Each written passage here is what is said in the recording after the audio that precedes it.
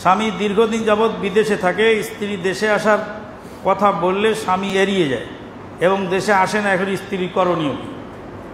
স্বামী যদি 4 মাস পরিমাণ দেশে না আসে, স্ত্রীর অনুমতি ছাড়া, বিদেশ গেল অনুমতি নিয়ে, স্ত্রী স্বেচ্ছায় অনুমতি দিল, তাহলে জায়েজ আছে।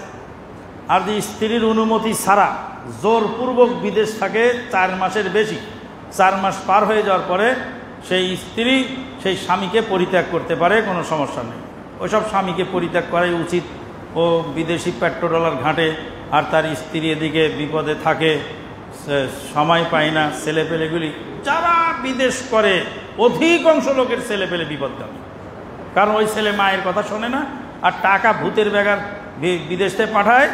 স্ত্রী দেখা যায় যে আরে তেরে খরচ করতেছে, এখানে সেখানে যায়, পরিস্থিতি এমনও সময় তাদের স্ত্রীও নেই, টাকাও নেই।